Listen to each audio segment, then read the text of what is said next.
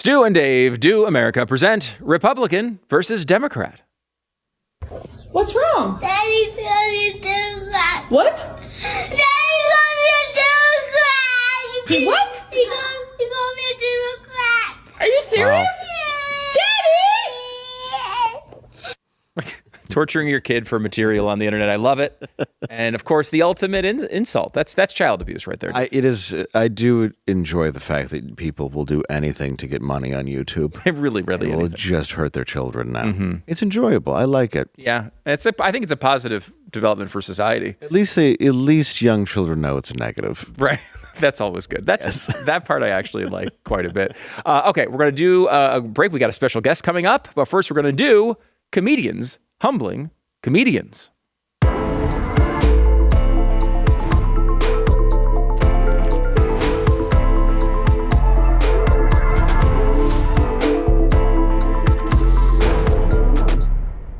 Welcome to Stu and Dave Do America. I'm Stu Bergier, along with Dave Landau. Ahoy, we meet again. And we bring in special guest as well for the first time on this program. We do mean special, as in needs.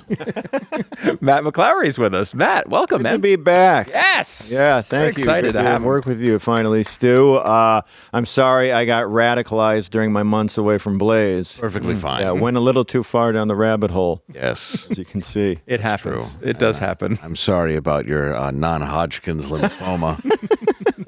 I'm glad you could keep the beard. Heisenberg is here. I thought it would make me look tough. I just look like Bull from Night Court. Kind of do.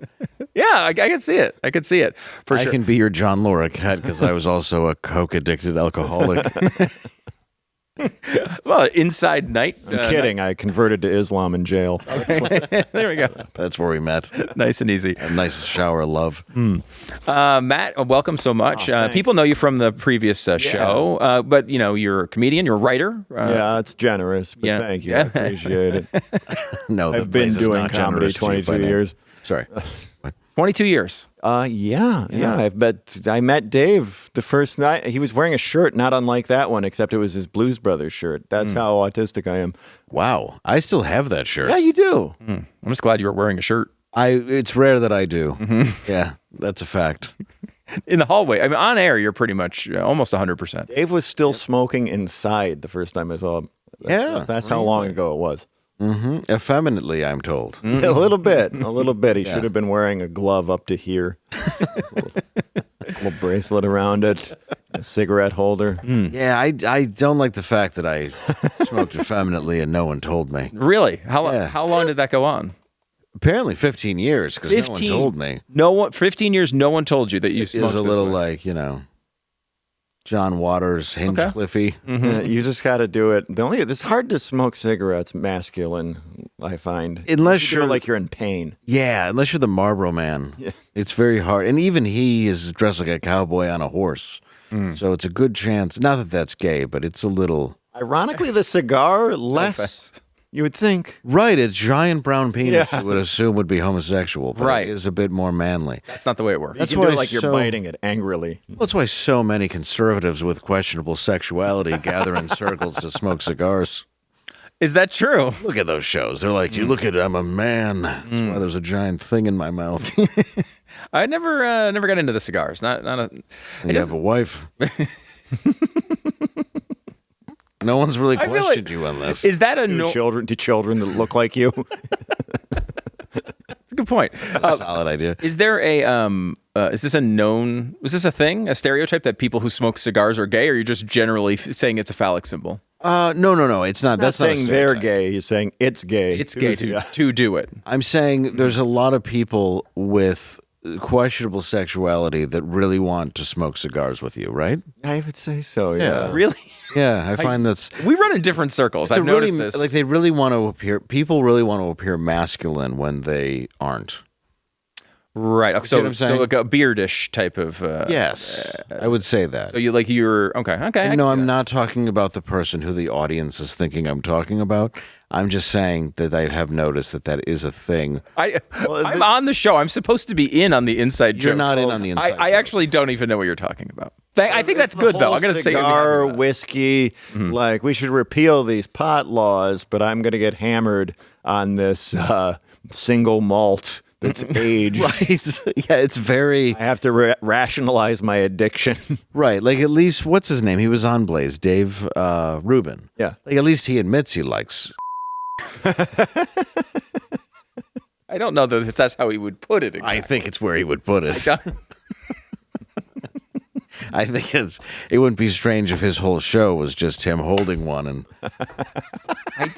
I don't know why we're going down that road at all. well, he does though. If I'm not, he's admitted it. Yes, I'm not telling. No, you're definitely He's out of court, right? Yes, he's been very open about that. Yeah, that's what I thought. I mean, for all I know, he secretly likes women, and he's just saying that for money. He's closeted. He could be closeted straight. Closeted straight. Is that a thing? It's You need a hook sometime. Yeah, sometimes you're like, people aren't buying this. Perhaps I could, become a woman. Yeah, I've seen that apparently Yeah. a little too often recently. Yeah. Well, I've told you how people always come up to me after the show and like, are you really autistic? Yeah. I'm like, yes, I am. You're not, but I am. Yeah, he has actual kids aren't. autism. And people think that he's made it up. I think it's a bit. And I think if you've met him for more than 3 seconds, you realize he's a complete retard. Well, you have that like love on the spectrum version of it now. That's it to the 10th power. And I mean, know? I don't mean the R word in a bad way. Oh, you meant it in a good way? I meant it positive. So anybody who was offended by that, no offense. No, okay, good. No offense. No, we're taking it back. Yeah, you have It's to. our word now. You just hard R it. So Dave's going to be all over. The But place. no, for real, he does though, and it's funny when people come up. When I met Matt, he was very, very. It was like the man in the iron mask. Yeah, there was no ability for him to socialize. He just, I mean, My thing was that I was coming out of like community college, and for a couple of years I got really rusty. Yeah, he had the charisma of a school shooter. And now he's married, he has children, he's a great dad. He's somebody who's worked very hard to come over obstacles that he was born with. That's awesome. So when we live in a day and age where so many people want to say like, I'm a little autistic, you're not. That's Right. It's an absurd thing to take on these victimhoods. But I also think there's like a certain amount of not trying to manage it as much as people should, and not treating it like a somewhat of a disability or I guess even an illness where it's just like, yeah, you have it. You have to live with it, but that doesn't mean you have to just lean into the skid and every bad thing about it is just something that you have to accept. You can push back on it a little. The Lord knows I have. That's really interesting because my audience coming over here and joining the show doesn't know Matt. So this is something you've dealt with for a long time. That's my whole life. Yeah. I wasn't diagnosed until I was like 15. Really? Yeah.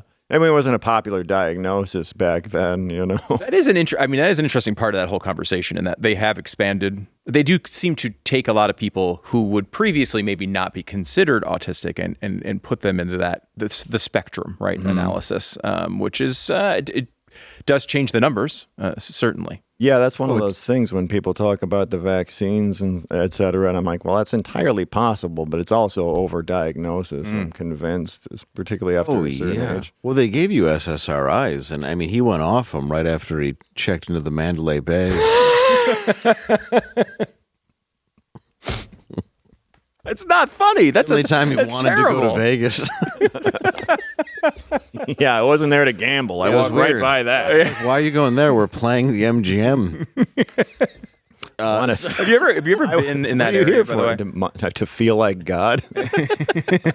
Have you been to that area right by the Mandalay Bay? Yeah. Oh, yeah. Walking by there, that's how you walk to the stadium for football. There's always like parties and celebrations going on at the base of that building, and it's just, I don't know, it's just weird to me to go there and like, hey, let's have some drinks and look up at the worst mass shooting location in American history. Yeah, it's like going to the reflecting pool at Ground Zero. Yeah, like just throwing a few back. It's more like swimming in the. Well, the thing is, when have you been there in the financial district? You'll just see people with the selfie stick, and you're like, what are you doing? Yeah. But it doesn't feel like a place though, because I've been. You go to the 9/11, the 9/11 museums there. You've got and people are doing that, but they're not throwing back Jello shots. It's like that. The area around, and I don't know what they should do with it, right? Like I guess you don't knock the building down, but it is a very creepy thing, and you do feel incredibly vulnerable. Like walking over that bridge, you just realize any of these windows, there's some guy decides to pop his head out, you're toast. Well, yeah, there's not bachelorette parties where the Oklahoma City bombing happened. Exactly. Okay, we didn't get to Just let me, you're at Dealey Plaza flashing on the X.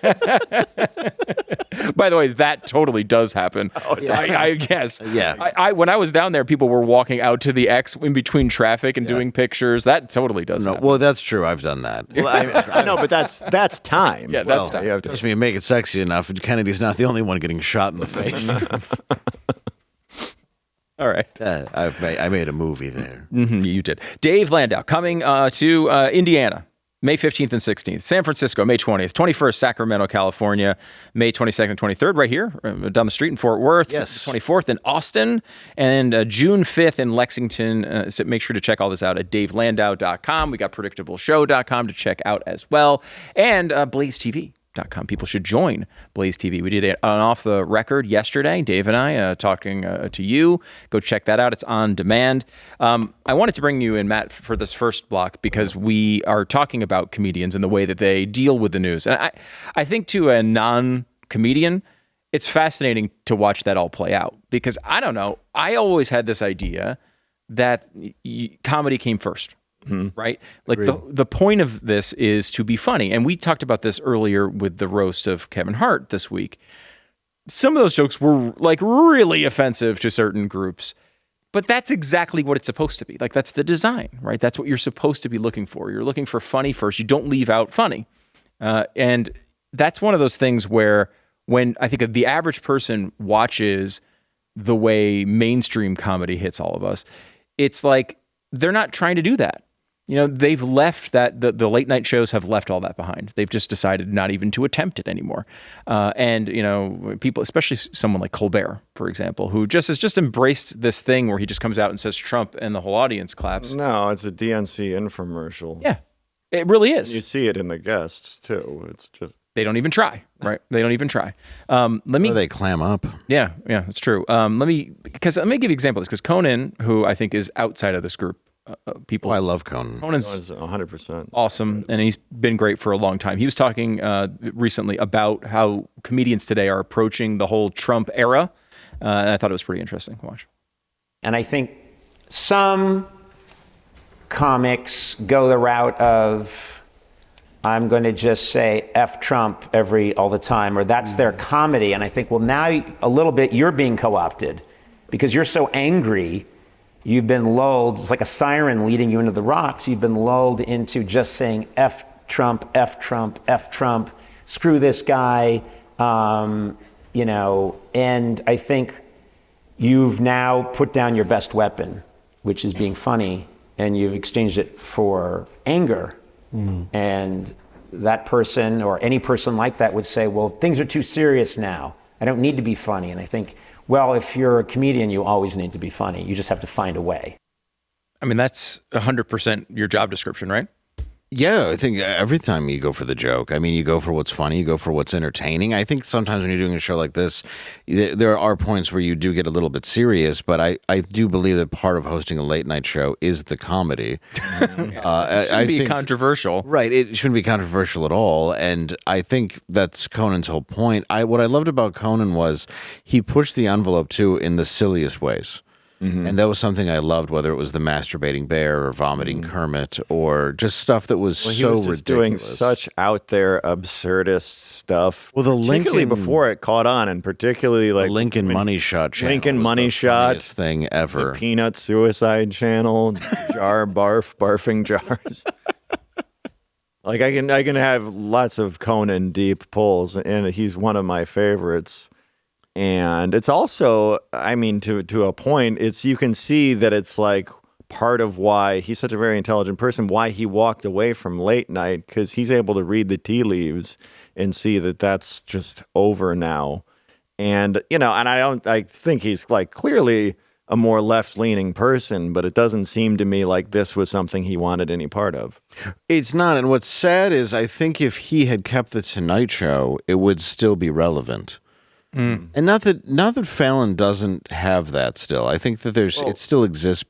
Fallon's just so much more of a softball style of Which is fine for gentle that. comedy, and just kind of he's kind of I've heard him referred to as prom king comedy, which I would say is accurate. Yeah. Particularly in his earlier time on SNL. And but it's just not. I remember because there was a sketch he did with Will Ferrell where they're both in jorts and they have mullets, and I remember thinking to myself like, oh, I said I didn't want them to be political, and this is them not being political. It's just the worst. It's interesting because I think you think about Fallon, what he's doing, which is totally different than all the other hosts. Yeah. And in a way, I almost find it refreshing because he's not trying to be that guy. He's not trying to be edgy. He's not trying to be Mr. Show. He's not trying to go down that road. He's not trying to do alternate. He's just doing the thing. He's doing almost like a Leno-ish version, right, of late night, which never got the respect from comedians per se. I mean, Leno did early, I think, maybe. Well, Leno was Letterman. very well revered as a stand-up, but then he was like considered a sellout, which I don't. Oh no, I don't agree. I think the problem was it was the issue with Letterman, and that people thought Letterman shoved the Tonight Show because Carson also wanted to give it to Letterman, and so Leno. The later part with Conan, I think, is what people got angry with Leno for, including myself. But I think Leno is a decent dude. Yeah, I think so too. But he was seen as the more, mainstream, acceptable to audiences. Letterman was just better. The thing with and I mean, it was almost like a repeat of Conan's late night situation because Conan was always on thin ice for the first couple of years of late night. He had no business being there. That's what was great about it. And they had a point too, in which people will tell you, but it's like his Tonight Show I'll tell you. was not given like a chance to evolve like that. No, his Tonight Show, they wanted something that he wasn't. Right out of the gate, so it kind of didn't stick immediately. And they also were like, hey, we're going to put Leno before you and fire all the 10 p.m. newscasters and just create this thing that nobody really wanted either of them. It was a disaster, if you remember that. Yeah, it's been a series of disasters, and up until now, where the entire industry is going away. Right, Well, they've ruined it so many times over, and there's been other effects. It's not just the politics or whatever, but they've done it so many times over. Now, I don't think there's even a future for it. Well, it so largely is the politics, though, when it came down, it really comes down to that vax dance. And I hate to say that, but it really was that moment of the what was it called? The vax scene? Yes. Where you watched and said, okay, so Pfizer and all these companies now own late night and are pushing this whole agenda to shut down the country on us. And it was disgusting, and it destroyed. A lot of people like to bring up, and like Gerard, our friend Gerard, will bring up like the Smith Modernization Act, which Obama signed, which made propaganda legal on the airwaves in the United States. And all of a sudden that passes. All of a sudden we are getting this propaganda in our mainstream entertainment, and it's not wrapped in meat so the dog will eat it. It's just blatant. Yeah, there was nothing one-sided. Well, and that wasn't hidden. No. It was the opposite of hidden. It was just jammed down your throat. Yeah, it wasn't even an attempt to be funny, right? Like it was just, there's over and over and over again that entire era. And then you got to a point where they're paying these guys $30, $40, $50 million a year with no revenue. And you're throwing Conan on TBS. It's not even compete. You can't compete with that. It's a cable channel. Also, there's this thing too with like somebody like Letterman, who is also clearly left-leaning, but you could watch his show and enjoy it if you weren't. Yeah. Well, he also had writers that clearly were right and left. Yes.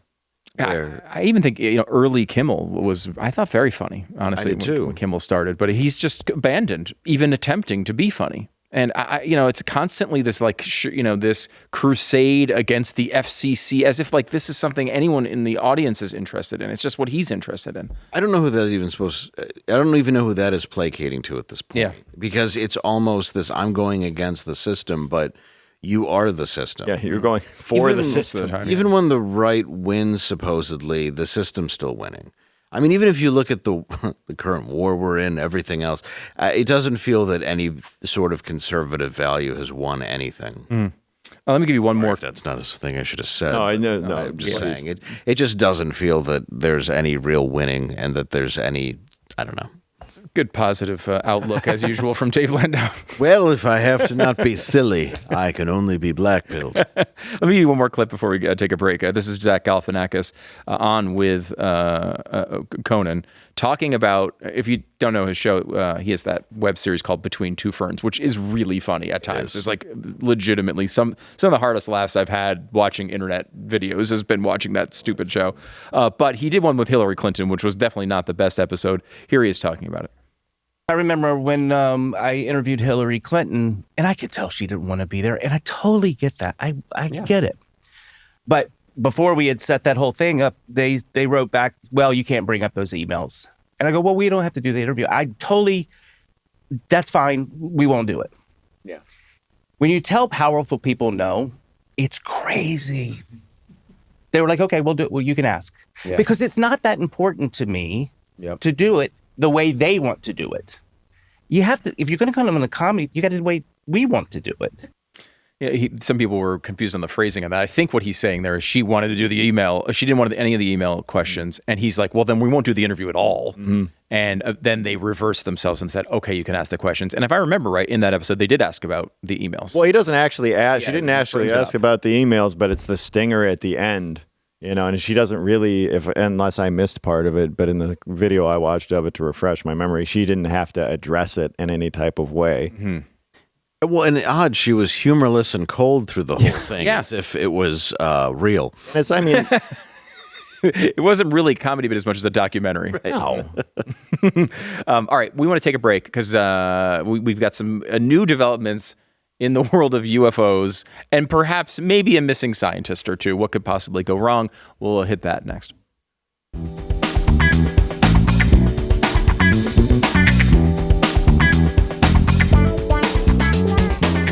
Buying or selling a home is stressful enough without feeling like, you've constantly made one bad decision after another and you're almost at a disaster. For a lot of families, this is the biggest financial transaction they will ever make. And somehow it's expected to, be easy, right? You're going to navigate inspections and prices and financing and timelines and contracts.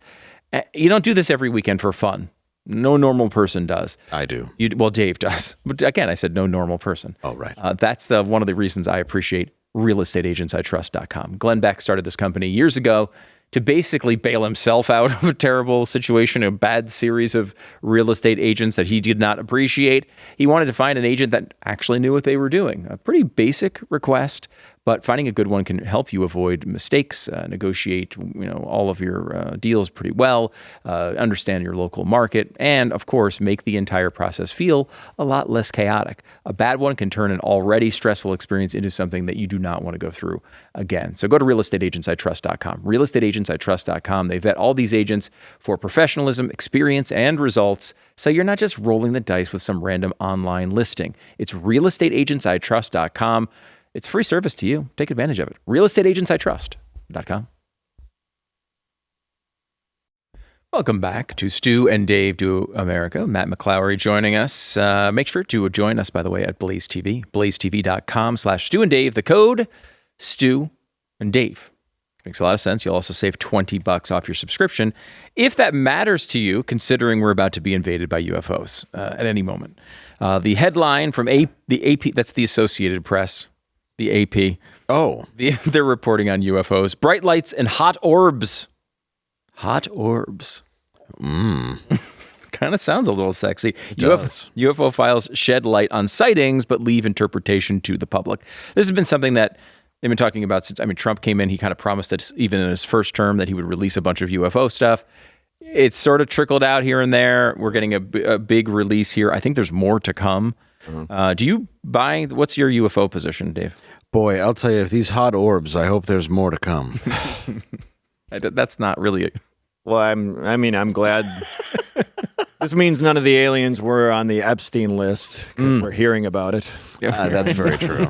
It's good. They didn't visit the island. They made I love also cities all across America, but not there. It also means they're all above the age of 18. Yeah.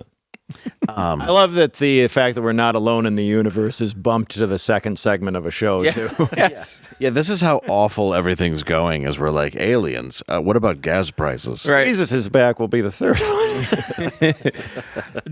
What? Trump said something on Truth Social. Yeah. Is that what Posted a meme, so the Son of God has to wait a couple segments.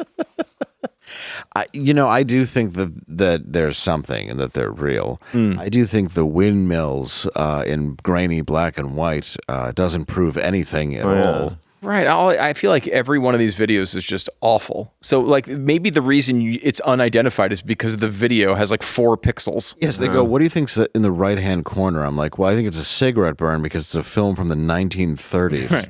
Yeah. Yeah, you see about as much as you saw watching a Shannon Tweed movie on basic cable in the 90s. Right. Scrambled squint real corn hard. has more to offer. Sadly, I know that reference and I'm embarrassed to know it, but that's a real pull. What, buying a Maxim in 1999?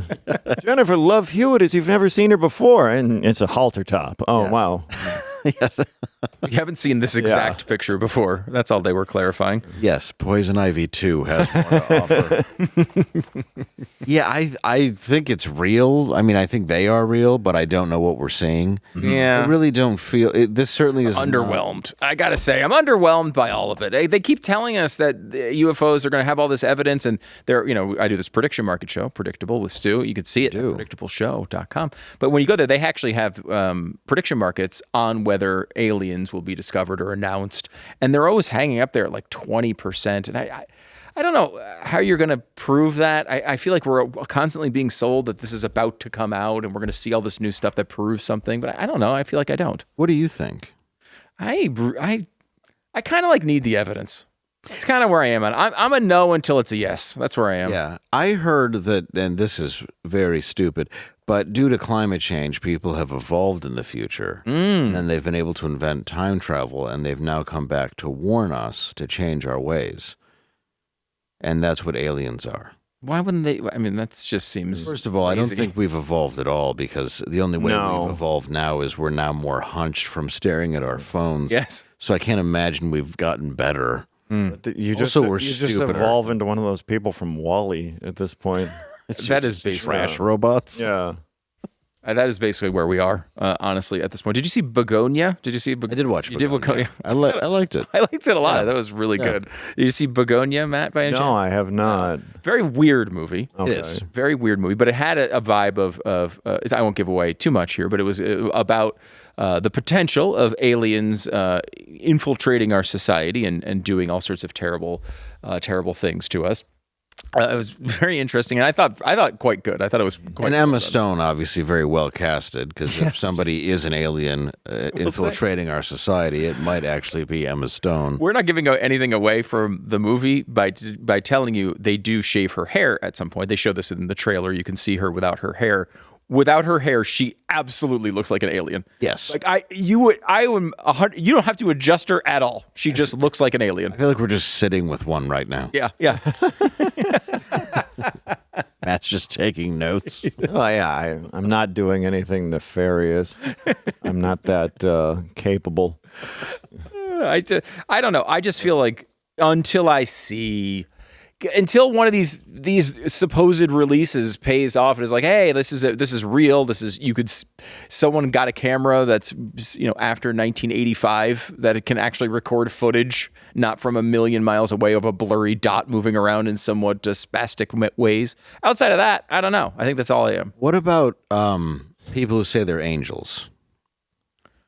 People who say they're angels? People who think that they're angels. Do you think that an angel would rape you in the woods? No, I don't. That's the part I don't. I mean, a guy wearing wings, maybe. Yeah. That's the part that I don't get. There, I was like, Joshua tree. Yeah.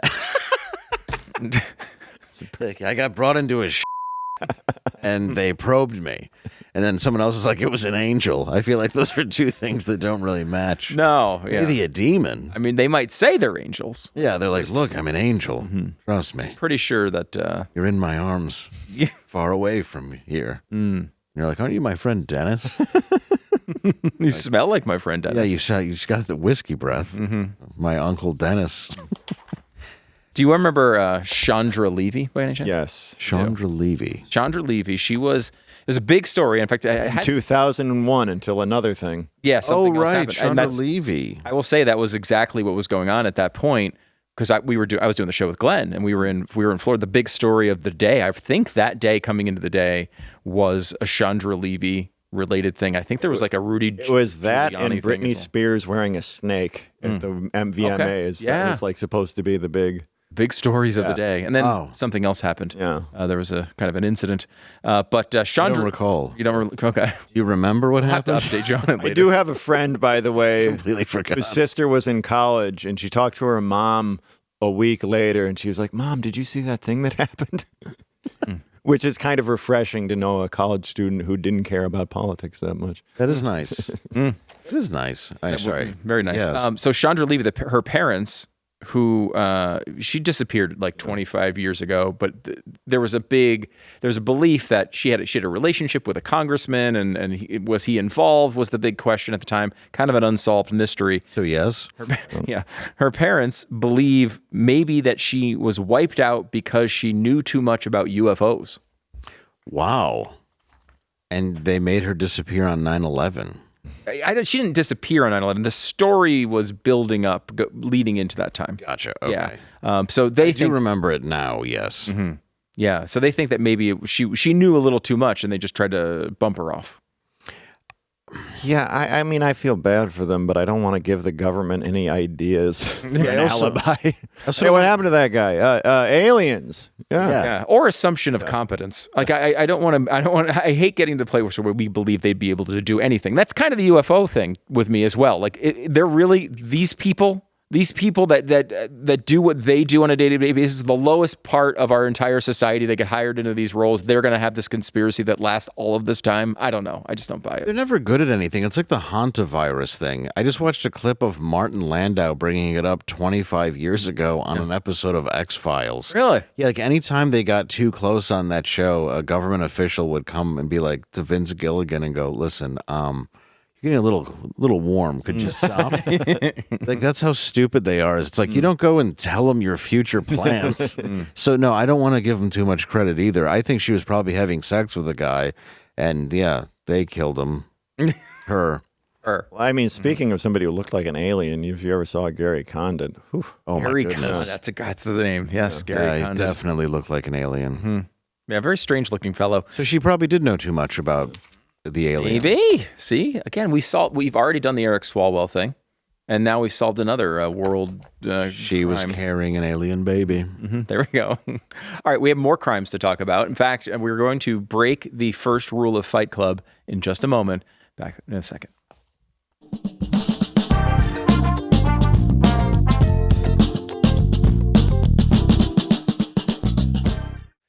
Welcome back. Having had a moment, I guess, of sexism here, Dave, as I was reading this story about an Arkansas school director sentenced for being the ringleader of a fight club, a child fight club, which is interesting in and of itself. Well, the first rule of Child Fight Club is no tattletelling Right. about Fight Club. Yes, that is the first rule. I wouldn't think a child fight club would be an appropriate pursuit for a school director.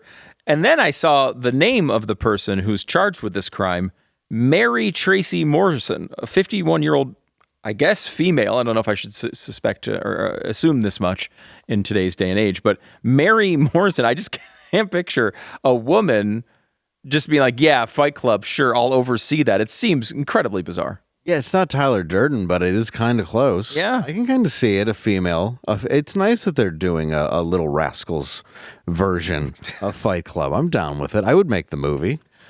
I don't know. She was a redheaded lady. She looked like a bad guy in a Cynthia Rothrock movie. And it was the name of the place was the, what was it called? The Alpha Academy. That just sounds like bad guys from a 90s straight to video. It is basically Cobra Kai. Yeah. Alpha Academy. I like that. It reminds me of like an 80s band. And you just, If you get rid of bullying, you got to start fighting somehow. Yeah, that's true. And people will, the human species will seek it out. They will. We will. That's the brilliance of the Matrix, right? Like, remember, wasn't there a part on the Matrix where let me work through terribly a movie plot that I barely remember, but like there was a point where the Matrix was going to make everything perfect. That was their goal. They were going to make the Matrix perfect for the humans, and then the humans resisted it. They pushed back against it. They couldn't deal with a perfect life. They needed to have the conflict. And man, if that's not a great observation on humanity, I don't know what is. Well, that's the truth, though, of humanity. It is. You have to have the conflict. If everybody gets along, it doesn't exist. You need to have somebody to push against. Here's an example of this. There was a time, love that.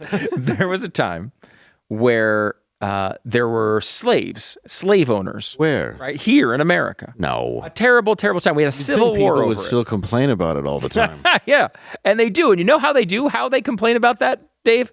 They tear down the statues of those people. But The slaves? no, the statues of the people who were doing the bad things when it relates to slavery, right? If you were on that side of the argument and there's a statue standing, get some they guys tear from this Home down. Depot on a flatbed to tear down a statue. Totally different. Yeah, totally different. Oh, so they're more indentured. Yeah. I see. Yes, it's a totally different system. But the point is that there used to be a time when those people were real and really doing those things. Now, because we've come a long way, life's a lot easier. We're spoiled. A lot of that conflict's ripped out of our lives. And now we're like mad at the statues. I don't like the statues of those people anymore. Okay. They're mean statues. We have come a long way. We can't appreciate it. We can't ever acknowledge that we've had improvements and successes. We have to instead constantly feel like we're in this moment where we're in fight or flight mode when we're not. We're really not in a lot of ways. So it's better to erase the history to make sure we can repeat it. Look, I don't think we should erase the history. But I do think that the idea that we're going through as difficult a time as maybe some of our ancestors, I think maybe we need to understand, you know what, it's 72 in every building you walk into. Relax. Yeah. No, I feel like, we have phones. Yeah. We have GPS. Huh? If you take away my phone, I think you take away a phone and fast food, I'm not sure if I'd make it a weekend. But yeah, I don't. That's why there's fat storage on our bodies. That's true. According to my doctor, there's way more on me than I'm supposed to have. A lethal amount. Yeah, apparently there's so much it's killing me. Apparently there's so much convenience I'm dying from it. You have like cholesterol corks inside of your veins. That's correct. There's so much fat storage I could give it to other people. Oh, nice. They could suckle on me for an amount of time. Things are so good, you have to stick a needle in your leg. Yes, it's going so well. So it can go slightly less good. Yeah. So if it goes too good, you get a little sick. Yeah, the only time that I actually put a needle into my body other than this was to also feel good. And they both seem to work really well, supposedly. So far, it's so well, you far weren't so making kindergartners punch each other. Well, so they both made you lose weight. No. Wasn't part of the Fight Club plot, the actual movie Fight Club, about this, right? Like the world had become too soft, and we needed to have that conflict injected back into it. And also taking fat to make soap. That's true. Which is an abundance appealing. of fat. Not appealing. So we're very fat and lazy, and that's the end of this particular Which segment. means I could be soap. Right? That's true. We're going to move. That could be a good merch product for us. Dave Landau soap. Yeah, Dave Landau's fat soap. Yes. I'm down. I think people would buy that. What's the right price for that? Some Ahoy bars. I do some Ahoy bars. I like that. We could also do chocolate bars. We'll work on that. I know a magician who will wash himself with them daily. Okay, let's go to Steven Tyler. He did not apparently want to miss a thing at all, including underage girls. We'll get into that story next.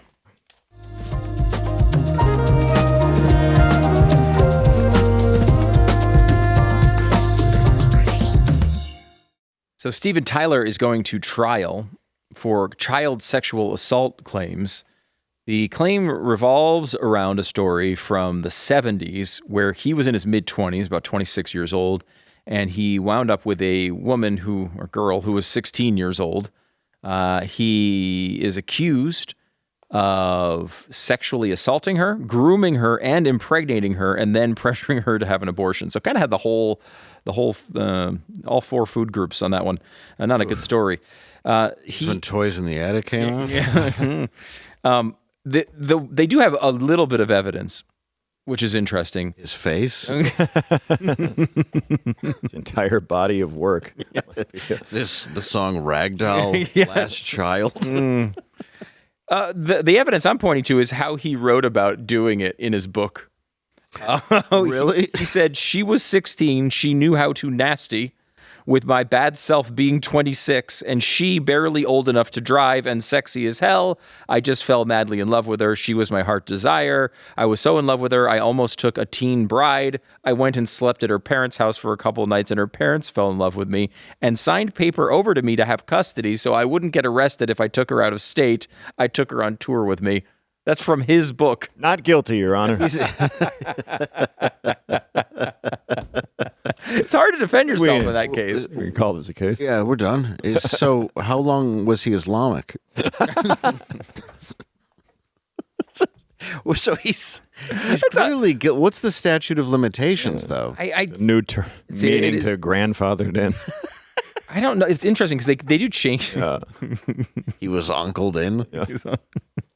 And it was the 70s, though. That's like being mad at a founding father for having slaves. It's true. It is. I will say, if you're going to do this, right, it's fine. You can do this. But if you're doing this, all rock stars from this era are going to prison immediately. Right. You'd have to then bring in Jerry Lee Lewis.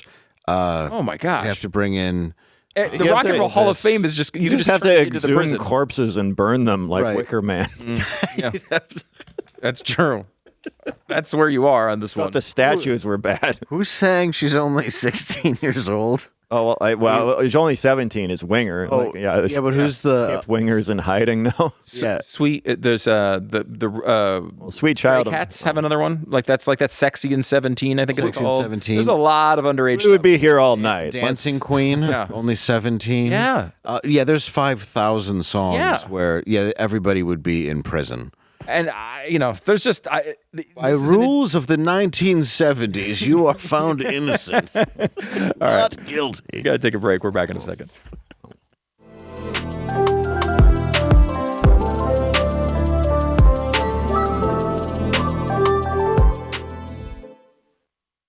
We would just love it if you joined us at Blaze TV. Go to blazetv.com/Stu and Dave. And if you go there and you use the code Stu and Dave, you will get $20 off your subscription. You get access to all sorts of things, all the shows on the network, behind the scenes stuff. We just did an off the record the other day. You can check that out on demand.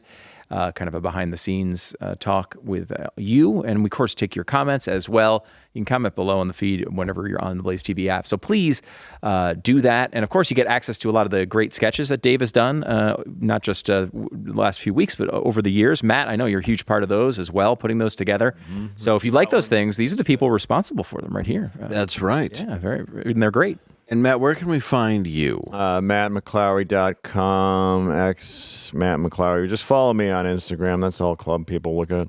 There you go. All right.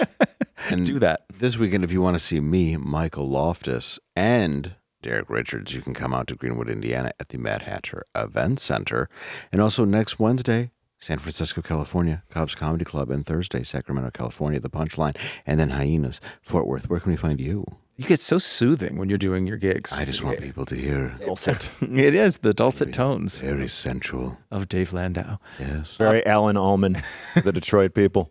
Yeah. Ooh, very nice. Lota. PredictableShow.com is the place to go. That's the Substack where we do prediction market stuff. Try to make you some money, which is always nice. I like making money.